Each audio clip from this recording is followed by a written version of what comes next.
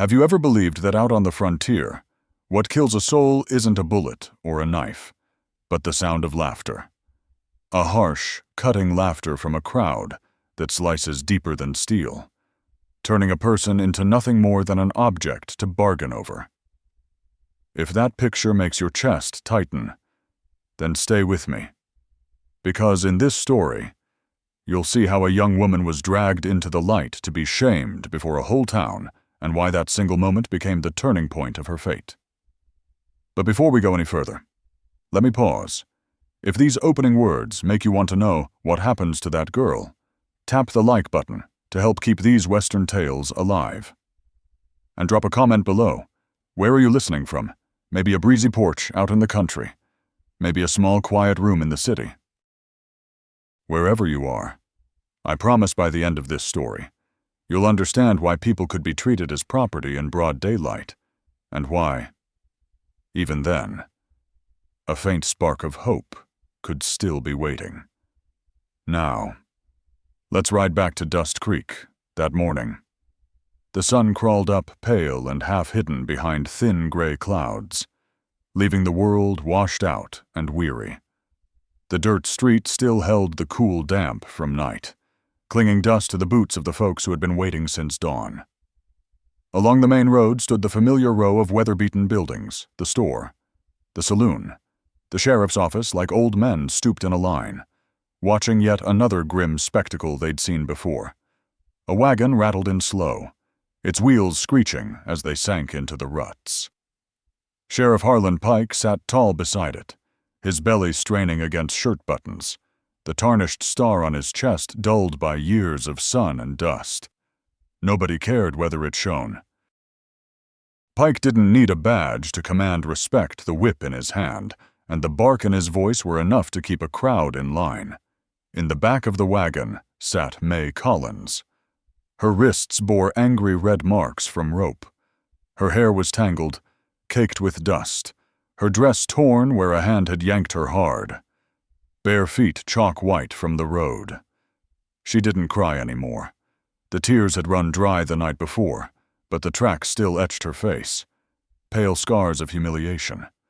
The way she held her shoulders in, making herself smaller, spoke louder than any words she'd learned. Silence was safer than giving men something to throw back at her. At Pike's signal, two men hauled a plank platform into the street, the same boards Dust Creek used for dead horse auctions, petty punishments, or anything else that gave the town a show. The wood groaned as Mae was shoved up onto it. She stumbled once, then forced her chin high, refusing to let them see her falter. Mae Collins, Pike read flatly from a crumpled scrap, eyes never touching her. His voice sounded more like he was listing spoiled goods than calling a name. Property of the Yates outfit. Owner says she stole. No jail here to keep her. So her debt gets sold, till it's cleared. The crowd stirred, muttering. A sharp whistle cut through, followed by a shout from the back. Hope she works hard, and not just at laundry. The roar of laughter that followed hit Mae like a fist.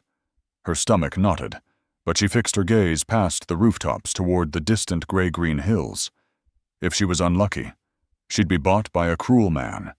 If she was lucky enough to escape, even death in those hills would be better than the life waiting here. Every eye locked on her like vultures circling meat. They didn't see a woman, only a thing. Laughter, whispers, crude jokes tangled with the creak of boots shifting on the boards. The air thickened with sweat, tobacco smoke, and cheap power. On that splintered platform, Mae stood alone, bare, shamed, and exposed before them all. And in that moment, weighed down by jeers and fear, she clung to one thought: only survive, no matter the cost. While the crowd in Dust Creek still muttered and jeered, a figure moved away from the saloon porch.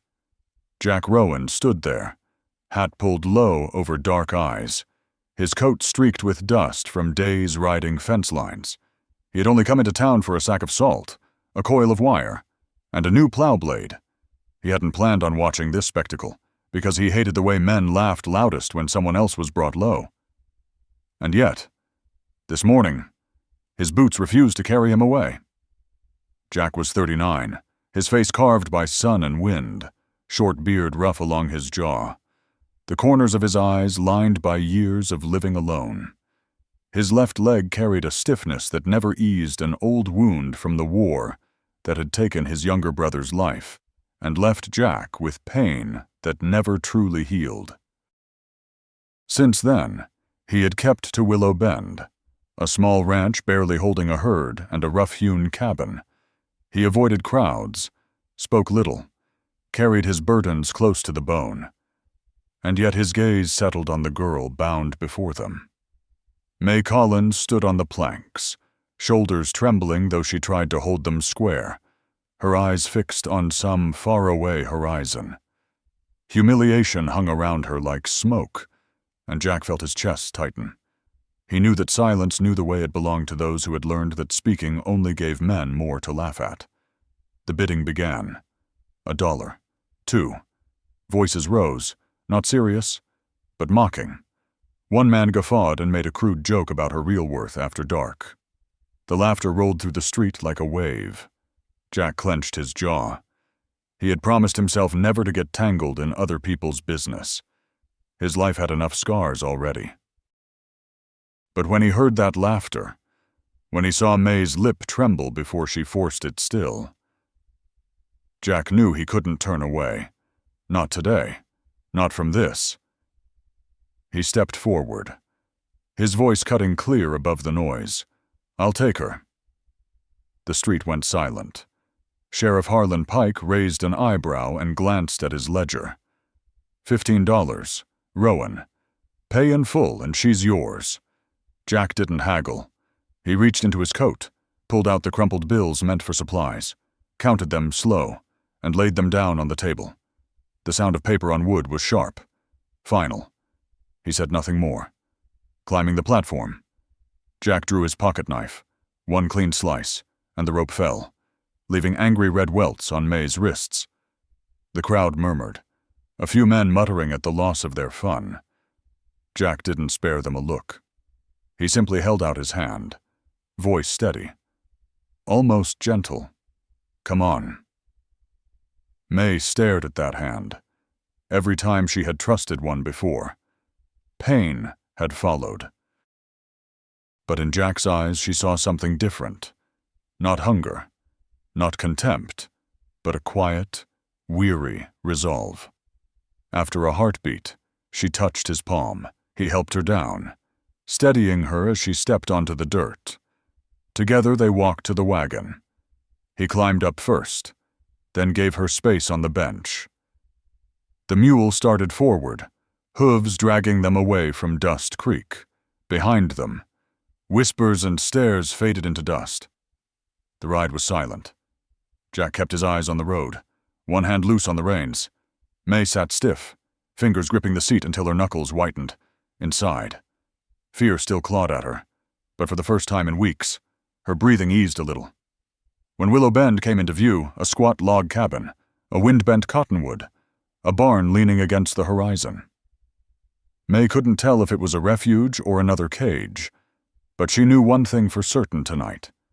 At least, no hand would yank her awake in the dark. Jack pulled the wagon to a stop by the pump. He got down first, then turned, offering his hand again. Mae shook her head, choosing to climb down alone, her eyes cautious, testing. Jack only nodded. "Water's clean. You can wash." He opened the cabin door. Inside was plain, but ordered a bed neatly made, tools hanging straight on the wall, the stove still holding a breath of warmth. On the chair lay a worn shirt he had set out. "Sleep here. You'll be safe." That was all. No bargain. No demand. Then he stepped back out, leaving the door to close with a creak. Mae stood in the center of the room, wrists burning, her fingers brushing the fabric of the shirt. It smelled of wood smoke and sweat, and something steadier than either. Her knees gave way, and she curled on the pallet by the fire. For the first time in weeks, her eyelids grew heavy. Outside. The cottonwood whispered in the evening wind. Inside. One man stood guard without words, and one woman slept without waiting for boots to strike her awake. In that silence, compassion and sorrow mingled, and somewhere beneath them, unnamed but certain, a beginning quietly took root. Some rooms may look quiet, but they echo with the weight of the past. For Mae Collins, the cabin at Willow Bend was exactly that kind of room on her first night. Firelight from the stove threw flickers across the log walls, shadows shifting like restless ghosts. And though Jack Rowan had spoken simply, "Sleep here, you'll be safe," those 2 words weren't enough to erase the years of fear carved deep into her bones. Mae sat still on the pallet near the hearth, arms locked tight around her knees. She had scrubbed the dust and dried blood from her wrists at the pump, the cold water biting her skin, but reminding her she was still human more than an object hauled up to be jeered at. Yet stepping into this sudden warmth only left her unsettled. Warmth was when people relaxed, and when people relaxed, that was when danger often came. Jack had gone back outside, leaving the door creaking behind him. Mae knew he was close, maybe in the barn or by the woodpile, but his absence still pinched at her chest. Too many times before. The quietest moments had turned violent. She glanced around. The cabin was neat to the point of care, the bed made square. Tools hung straight, the table cleared. For a man living alone, that kind of order spoke of discipline, but maybe wasn't enough to ease a heart trained by pain to expect betrayal. Wind whistled through the eaves, and Mae flinched, clutching the edge of the blanket. Memories pressed in laughter, rough hands, bootsteps pounding floorboards. She rubbed her wrists. The rope burned still raw. "No," she whispered to herself. "This place is different."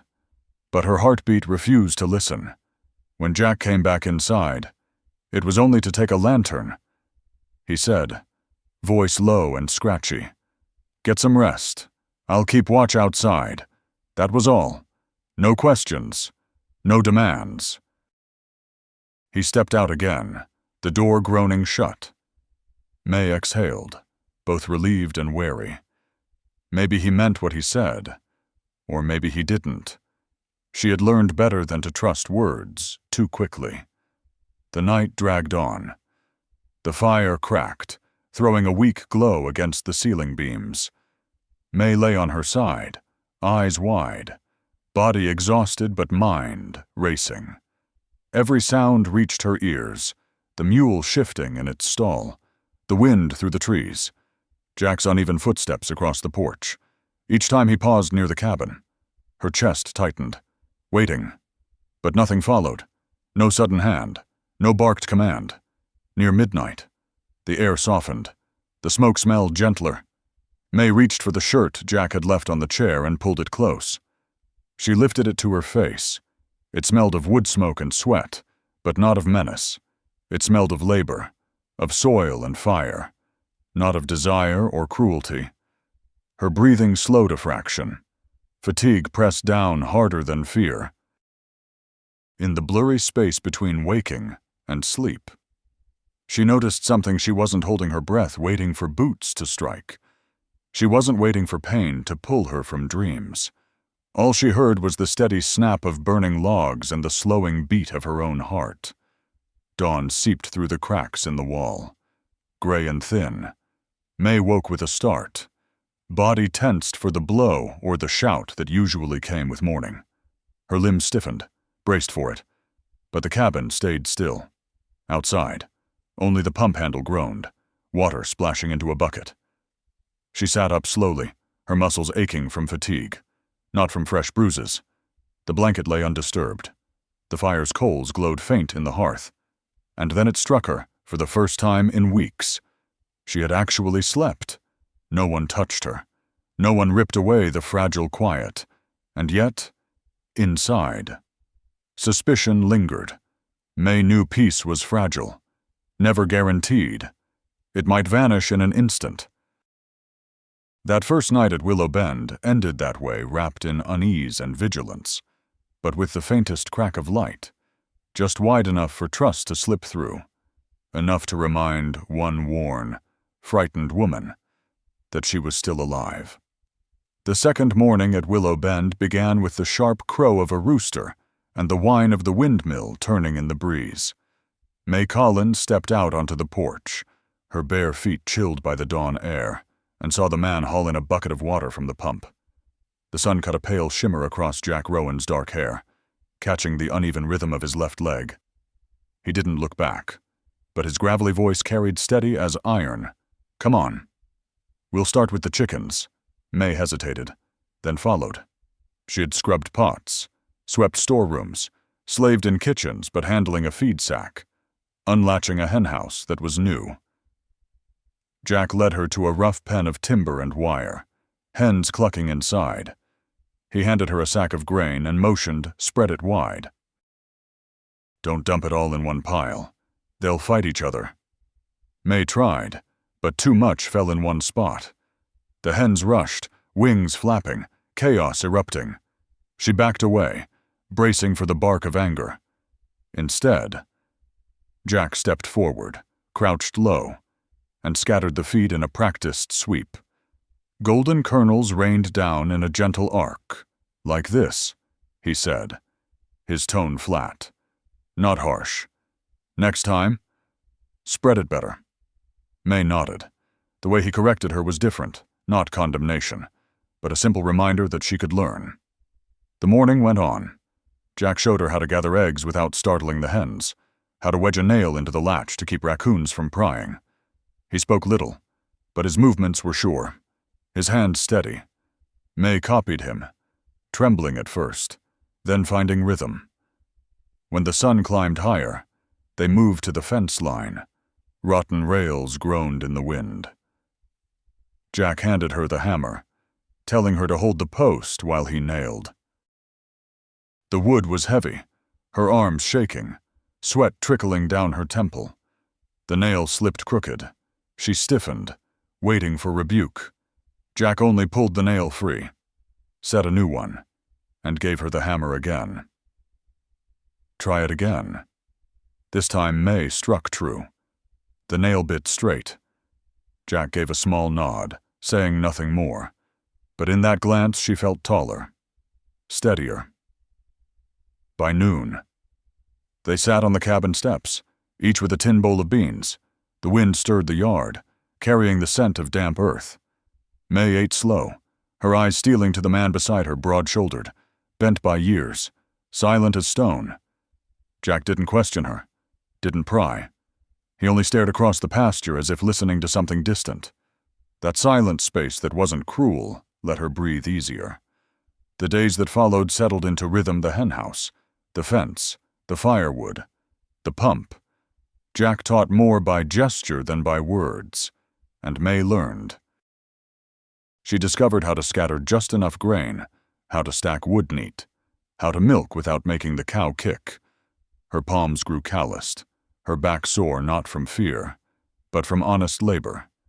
Each mistake still made her brace for wrath. But Jack never raised his voice. "Do it different next time," was all he'd say, moving on. That evenness was foreign, almost unsettling, and yet it made her believe he trusted her, if only a little. One afternoon, they fixed the corral gate. Mae held the new hinge while Jack hammered. The final strike sent the gate swinging smooth. Jack leaned back, wiping sweat with the back of his hand. "Not bad," he muttered. Just 2 words. But Mae felt a warmth spread in her chest. She allowed herself the briefest smile, quick, shy, but real. When evening fell, she set the table with blistered hands. Jack waited, as he always did, until she sat before he touched his plate. Supper was simple beans, bread, a scrap of salt pork, but the way he waited turned the act into something more. Not service, not command. A shared meal. Outside, the wind shook the cottonwood leaves in steady rhythm. Inside, The fire burned low. 2 people sat in silence, not stiff and cold, but like a bridge spanning a long gap. Those days of shared labor planted something new in Mae, the sense that her hands were no longer meant only for rope and chains. They could build, repair, create. Her presence here under this rough-hewn roof wasn't just tolerated. It was beginning, slowly, to matter. In the days that followed, life at Willow Bend began to carry a different rhythm, the shared rhythm of 2 people once strangers, now finding a kind of quiet they could live with together. Mae Collins realized she no longer woke only to fear. Instead, when the pale light slid between the logs, the smell of wood smoke and the familiar sounds of Jack Rowan working outside gave her something else, the sense that someone was there. Steady. Close enough to count on. Mealtimes showed it best. In the evenings, when the day's labor had worn itself out, they sat across from each other at the rough wooden table. The lantern's flame wavered, painting their weathered faces with soft light. Supper was nothing more than beans, bread, sometimes a scrap of salt pork. But the way Jack sat still, waiting until Mae laid her spoon down before lifting his own, turned that simple food into something almost solemn.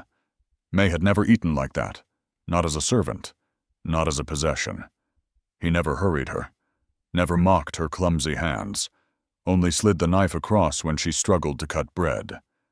In that silence, she felt respect without words, but real enough to steady her. Once when their hands brushed over a spoon, Mae startled, pulling back, eyes lowered. Jack made no move beyond a quiet nod, as if to say her presence was no burden. Strangely, that small gesture loosened something in her chest. Beyond meals, the evenings on the porch became a kind of habit. Jack had his way leaning against the post, cigarette glowing red in the dusk. Mae sat a step below, knees pulled close, listening to the wind sift through the cottonwood, to the cattle lowing far off. Few words passed, but the silence between them no longer pressed heavy. It felt like air they could both breathe. One evening, after a long day mending fence, Mae sat on the lower step while Jack leaned against the rail. The sky was deepening, stars beginning to prick through. He spoke, voice low, almost to the dark more than to her. "You learn quick." Mae turned her head. In the lantern's glow, his eyes held no judgment, only acknowledgement. She didn't answer, just gave a small nod. But when she looked down, a faint smile touched her lips, rare as a sprout after winter. Day by day, Mae noticed the difference. He didn't try to claim her, nor did he push her aside. He simply let her exist within the circle of his world, and that existence was treated with weight. For someone who had grown used to being seen as worthless, that was worth more than any promise. Every night. Jack still spread his blanket on the floor by the door. Mae lay on the bed, listening to the slow, uneven rhythm of his breathing. The sound, instead of threatening, became something steadying a heartbeat in the quiet that told her she wasn't alone. Sleep came quicker, not from exhaustion or fear, but from the strange safety of another presence. Trust did not fall like a flood. It came in drops, small but certain, a nod of recognition, a pause before a meal, a glance that carried no demand, but quiet company. Together, they wove something Mae had never thought possible, a thread of connection. And in those days, with the glow of the fire, the humble bowl of beans, and the silence that warmed instead of chilled, Mae realized, perhaps for the first time in years, that she was a person worth respecting. The storm came without warning. By late afternoon, the sky had only worn a thin gray veil, but as night fell, thunder cracked over the ridges, and the wind rose fierce. Mae Collins flinched when the first heavy drops lashed the cabin roof. In moments, the world shook with it, rain hammering the shingles, thunder tearing the dark. The little house felt smaller, pressed tight by the force outside. Jack Rowan came in then, coat drenched, hat dripping. He had been out by the fence line, and now the smell of wet leather and smoke filled the room. Mae jumped to her feet out of instinct, not because anyone ordered her, but because she felt she had to do something. She grabbed a dry cloth and stepped forward, hands trembling as she held it out. Jack stopped, surprise flickering in his eyes. For a heartbeat, he was not the man who had bought her debt, but simply a soaked, weary figure, startled by unexpected kindness. He took the rag, rubbed it over his hair and face, voice low and hoarse. "Fence is still holding. But come morning, we'll be knee-deep in mud." Rain hammered the roof like hammers. 2 leaks sprang through the planks, and Jack dragged a chair and bucket under them. Mae quietly fed the fire, set water to heat on the stove. She kept her hands busy to muffle the sound of her heart. The cabin felt close, air thick with his presence, his warmth radiating across the narrow room. When she handed him the coffee, their fingers touched. Just a flicker. But it shot through Mae like fire striking dry tinder. She pulled back, but Jack didn't. His eyes held hers, steady, longer than ever before. The storm covered the silence with its roar. Mae's lips trembled. For years, a man's touch had meant only hurt. But here, in this charged quiet, she felt something else curling under the fear, a fragile spark, unnamed, trembling but alive. Jack set the cup down on the table and stepped closer, slow enough she could move away if she wished. His voice was softer than the rain. "You're not afraid of me anymore, are you?" Mae opened her mouth, the word barely more than breath. And in speaking it, she realized the truth herself. Not afraid. For the first time, his rough hand rested at her waist, light, tentative, giving her space to turn away. Mae froze, bracing yet no pain followed. Her eyes closed. Jack bent down and kissed her. Brief, careful, but sure enough to leave her breathless when he drew back. Her heart pounded so hard she thought he could hear it. The storm raged on, thunder rolling. But inside the cabin, silence swelled between them, heavy and new. Jack turned away, lifted the cup, and finished his coffee. Mae bent over the stove, pretending to busy herself. Though her hands still shook, supper came late. Beans thickened on the fire, dark and smoky. They ate without hurry, glancing up only in quick, stolen looks before turning away. Each time their eyes met, heat spread across Mae's cheeks. When it was time to sleep, Jack still spread his blanket by the door. But before blowing out the lantern, he paused, his voice low and rough as if each word cost him, "You belong here now. Don't doubt it." Mae turned onto her side, eyes wide in the dark. The words sank deep, tightening her throat. Outside, the rain softened, dripping steady instead of pounding. And for the first time, she let herself believe she would not be sent away, not dragged back to the life she'd feared. She fell asleep not with dread of boots on the floorboards, but with the memory of a kiss, awkward, unplanned, but real, and with it, a fragile hope that life could begin again. Right here, in this small cabin. After the hard storm, the land seemed washed clean. Early spring at Willow Bend carried the smell of wet earth, new grass pushing up along the fence lines. Mae Collins rose before dawn, rolling her sleeves without waiting for Jack Rowan's word. She knew the rhythm of the place, now pump water for the stock, scatter feed for the hens, stack wood by the stove. The work had become theirs, not just his. Yet beyond the ranch, the world hadn't forgotten. Word of that auction day still circled Dust Creek. Folks didn't like seeing a woman disappear from the platform into the hands of a silent man like Jack Rowan. And the law, carried in the figure of Sheriff Pike, wasn't about to let go so easy. That afternoon, the sound of hooves carried from the road. Jack, hammering at a post, lifted his head. Mae stepped to the porch, her chest tightening.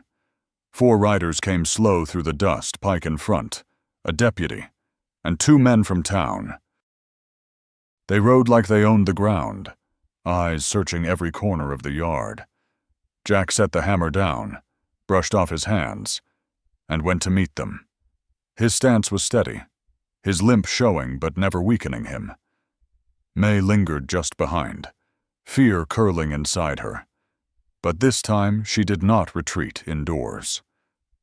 "Inspection," Pike drawled, eyes narrowed. Seasons turned. "Time to see how the debtor's been working." Jack's voice rumbled low, steady as a fence post in solid ground. "Inspect if you want, but she's no debtor anymore. She works here, she belongs to this ranch." One of the townsmen snorted. "Sounds like you're speaking of her as if she were your wife." "Rowan." The words hung sharp. Mae's heart thudded. But Jack didn't flinch. He swung the gate open, letting them in, leading them down the fence line.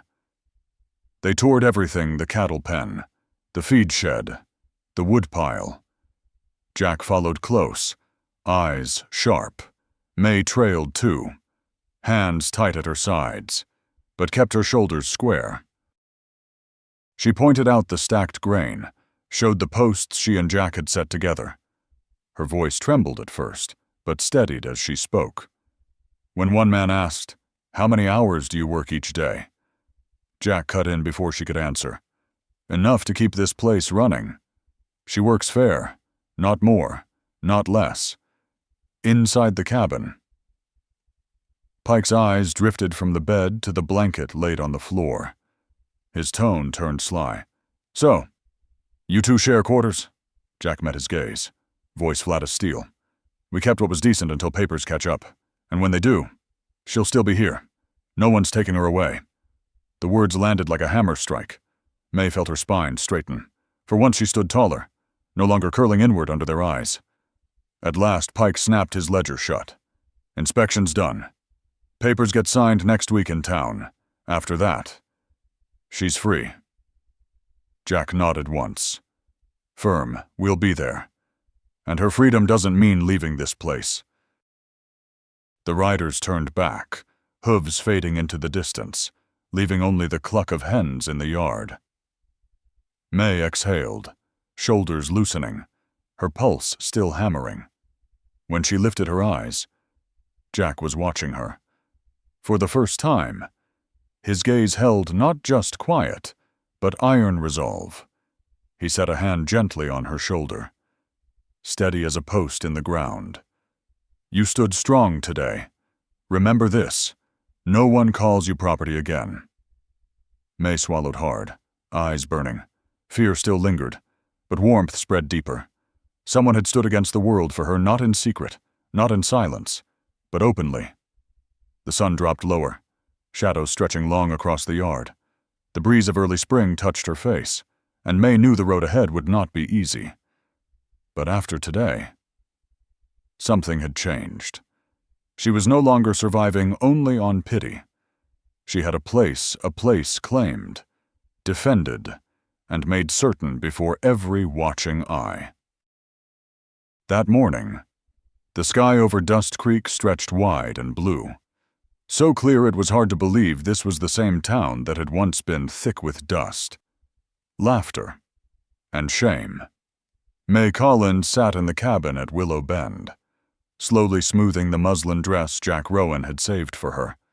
It was no fine fabric, yet every stitch she had set by lamplight through long evenings had made it hers, a garment different from anything she had worn before. When she pulled it on, she stood before the cracked mirror fragment hanging on the wall. The woman staring back was not the broken figure once hauled onto a platform with wrists bound and face streaked by tears. Her hair was neat, her gaze steady, her shoulders square. Mae drew a long breath, holding the moment in her chest. Jack came in, shirt tucked neat, revolver belt fastened, a clean shave sharpening his rugged features. He stopped short when he saw her.